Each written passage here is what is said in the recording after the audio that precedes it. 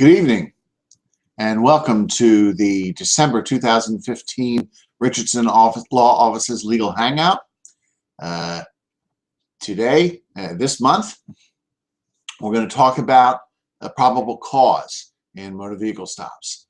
There's a lot of content on my website, and I've talked in earlier Hangouts. In fact, last month when we were talking about what to do if you stopped for drunk driving, we talked about probable cause to stop you for drunk driving. But no matter what, if the police officer wants to give you a ticket, wants to pull you over, he has to have probable cause. And sometimes this can be something very innocuous, something that you may not think it'd be something they would pull you over for, and most police officers wouldn't. But once they pull you over and they're looking for a reason, they say, well, you know, they found something, or they found out you were doing something wrong, and now they're writing the ticket and they're trying to figure out, well, what was my probable cause to pull them over? Did I have a good reason? Sometimes, a lot of us are basically driving around New Jersey giving the police probable cause to pull us over. We do this all day, every day as we're driving New Jersey roads, and you don't even think about it. As I said, we're going to talk about the 5 top excuses that we give the police to pull us over on New Jersey roads. Now, some of them, as I said, most police officers wouldn't bother to pull you over for off the bat, but if they later after pulling you over need an excuse for doing it or a reason, then you don't want to necessarily hand it to them without realizing it. So, a little bit of preventative medicine here just before Christmas, coming to the end of the year. But I wanted to talk to you about how to avoid just handing them a reason to pull you over and trying to stay away from that. So, top 5 reasons. The first one is failing to keep right.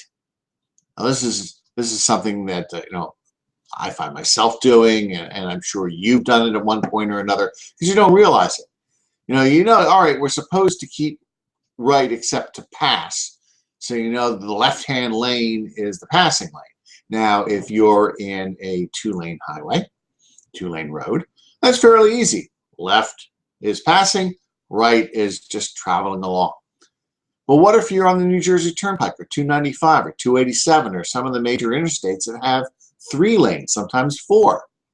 Well, which ones are you supposed to use? What is keeping right? A lot of us, I find myself doing it. I'm sure you have in the past, or maybe even today, traveling on a 3-lane highway and you're driving down the middle lane.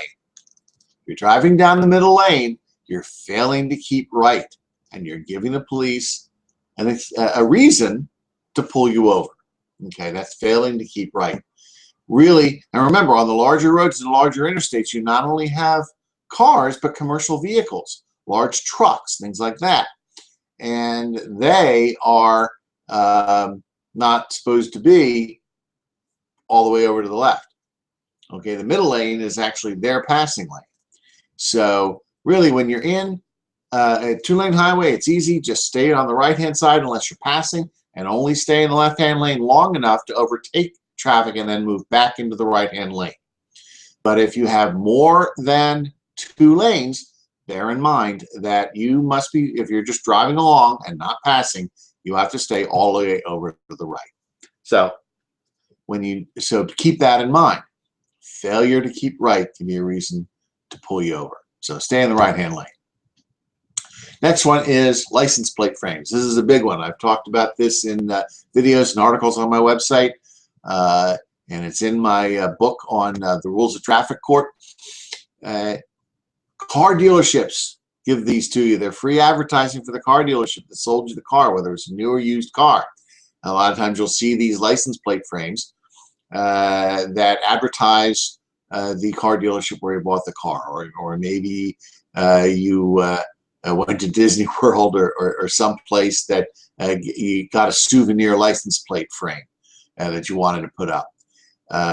In New Jersey, those are not legal. It's called you're obstructing the license plate, the information on the license plate, because a lot of times, especially along the bottom end where there's a message, the framing is actually thicker on the bottom and sometimes on top of the frame, and it obscures information on the license plate, and that is a violation, and they can give you a ticket for it. Now, are the police going to go around pulling over everybody that has a license plate frame? Probably not.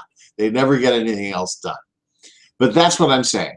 License plate frames, failure to keep right, these are things that they aren't ordinarily going to pull you over for. But if they pull you over because they suspect something else, you're just giving them a legitimate reason to pull you over. So if you have a license plate frame, when you finish watching this video, take a screwdriver, go out into your driveway, and remove the frame from your license plate. You just giving the police a reason to pull you over. So that's number 2. Number 3 is items hanging from the rear view mirror, or maybe it's your GPS. New Jersey, that it's also called obstructed view. If you have something hanging from the rear view mirror, it might prevent you from, because it's opaque, or something, it might keep you from seeing something in the through the front windshield. I've run into this. If you've been to the Jersey Shore, stay at a hotel a lot of times, because parking is at a premium at these hotels. They give you these cardboard placards to hang from the rear view mirror. Now, that's fine when you're parked, and it lets the hotel know that if you're in their parking lot and you have one of these cards on your rear view mirror, that you're entitled to be there. You're allowed to park there, and they can check that. And they won't tow you because you're supposed to be there. You're a hotel guest. But you get into your car, you drive off, and you forget. And you have this hanging from your rear view mirror. Well, that's obstructed view because you can't see through the cardboard, and you might miss something looking forward. So in general, and the statute talks about the size of what should be hanging. Sometimes kids will hang, tassels from a graduation graduation or something like that, or Mardi Gras beads, or there are a number of things you can hang from a rear view mirror. Really, don't do it. Don't get into an argument about what is and what does and what does not obstruct your view because it hangs from your rear view mirror. It's just not worth it. And there is a case in which someone had these small boxing gloves, little metal replica boxing gloves, little things on a chain that was hanging over the rearview mirror. Well, that was the reason why the police pulled them over, and in pulling them over, they later found drugs in the car. And they were fighting over the issue of that drug charge, and it comes up on appeal, and nobody, say, wait a minute, there's no issue. There may have been an issue of probable cause, but there's something hanging from your rear view mirror, and that gave him probable cause. There may not have been enough to convict him of that, but it gave probable cause to pull him over, and then a worse charge resulted from it, a drug charge. So it's best just not to have anything hanging there. And the other thing are GPS devices. More and more people are using their smartphones, and they're not necessarily using a Garmin or a TomTom or some of these other devices, but you're not allowed to attach the GPS to the windshield. Most GPS devices, when you go and buy them, a Garmin, a TomTom, whatever, some of these, they come with one of these suction cup things that you attach the device to, and then the other end is it sticks to the windshield. New Jersey is one of 2 states in the union that does not allow you to have your GPS attached to the windshield. The other one's California. In California, the only place you can put it, if it's attached to the windshield, is either the lower left corner of the front windshield or the lower right corner. Now, if you think about it, neither of those is a practical place to put a GPS device if you're trying to, glance over, take a look at where you are on the map, where you're supposed to turn, that sort of thing. So really what you need to do if you have a GPS or a holder for your phone that you use is you can buy what I call the little beanbag stands. There you basically attach the device to a holder that's then attached to a base that has some beans or whatever it is, it's a weight to hold it on the dashboard itself so that it doesn't come off as the car moves. So you have that sitting on the dashboard, not attached to the windshield, but and you can adjust it and place it wherever you want, and you can stow away that base when you're not using it, and it's not a problem, and it keeps you legal. Also, sometimes that telltale little circle on the windshield from the suction cup device, even if you put it away in your glove box, could tell car thieves, oh wait, there's a little circle on the windshield, there must be a GPS device in the car, maybe we should break in and steal it.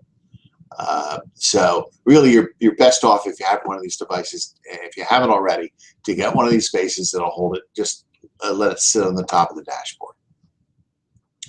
The fourth item is not signaling a lane change. This is a good habit to get into, and you're supposed to. If you are changing from one lane to another, like you're in the right-hand lane and you're moving into the passing lane to overtake someone, you need to signal that lane change. It doesn't matter whether there are any cars around you, you can be alone on the road, but if you don't signal that lane change, if you change lanes without signaling, that can give the police probable cause to stop you. I had a case not too long ago, a drunk driving case, and I was watching the patrol car video and looking carefully to see what exactly was the probable cause to pull him over. Was he weaving in the road, driving erratically in some way? Was there some sort of, was there a tail light out or some other equipment violation? And what they had was he was changing lanes and weaving in and out of traffic, and he didn't signal the change. And once he didn't signal that lane change, gave the police probable cause to pull him over, and he lost a possible defense to his drunk driving charge. So be careful to signal those lane changes, okay, when you make them, because that just gives the police probable cause. Finally, failure to maintain lane. Now that also is kind of like you're weaving in the road and in the lane that you're in, and that can give the police probable cause. It's a commonly given probable cause for a drunk driving stop because people that are driving while impaired have difficulty maintaining a lane. But sometimes it just happens. My father-in-law has a car, has one of those devices where if you start going over to one side or the other in the lane, start leaving the lane, it'll beep at you. And we were on a road trip one time as a family, and I was driving, and it's amazing the number of times that that beeper went off. You're actually drifting over onto one side or the other lane. So it can happen, and that's why they have that feature in the cars to let you know. So even if you can be sober, haven't had a drink all day, and you can still have difficulty maintaining the lane, so just concentrate on that when you're driving, because again, that just gives another reason, and it's understandable. Please see someone weaving around, not being able to stay in the lane. There might be an issue with his driving, and they pull him over. I'm not criticizing the police for doing that. I'm just saying that that's another thing that people do that can give them a probable cause to pull you over. Just we're coming into winter now. It's December. We're going in January and February, and we may be seeing a fair amount of snow. So I'll give you a bonus point here for staying through to the end of the video. And that is snow and ice on your vehicle. Before you pull out of the driveway, sometimes you're in a hurry. You got to get to work. It snowed the night before. You just spent a lot of time, maybe clearing your driveway. But make sure all the snow is off the roof of your car, the windshields, of course, for visibility, and the hood and the trunk of the car. Because if you're driving around with that on there, naturally that becomes a safety issue, and some of that can blow off in the wind as you're traveling. If it's solidified into ice, it can hit somebody else's car and cause some damage. The damage just makes it worse. But driving around with that snow and ice on the car can, again, give the police probable cause to pull you over because you're violating that statute. So be aware of that. So those are our top 5 plus 1 bonus ways in which we give the police probable cause to pull us over just about every day. So be aware of all of that in your driving. Okay, and it just makes you a good driver anyway, and someone who follows the rules of the road. But in this context, obviously, it's defensive driving in more ways than one. So that's it for our topic this month. Next month, January, our Hangout is going to be on January 28th. It's the 4th Thursday at 5 p.m. And we're coming into what I call FAFSA season. Those of you out there who have children who are they're maybe seniors in high school and starting college next fall, or they're in college and going into their next academic year, and you're looking to get financial aid for school, then you have to fill out the FAFSA form, the free application for federal student aid. Really, you start doing that in January as the the new FAFSA form comes out, information from the Department of Education. Because a lot of times, no matter what kind of financing you're getting, whether it's federal or not, most lenders and schools use that FAFSA form. So what we're going to talk about next month is planning a smart financial aid strategy. It's the smart way to fill out the form, look at especially if your child is a senior and is picking a school, you haven't picked a school yet, is to do it intelligently and come up with a plan that is going to pay dividends later. There's over $1 trillion right now nationally in student loan debt. And it's been getting bigger over the last few years as I've been doing this work. So don't be a statistic. Don't get into more debt than you really need to for a good education, and be smart about your financial aid strategy. So tune in next month, so January 28th, 5 p.m. And if you have questions about financial aid, great. Be happy to answer them as part of the show.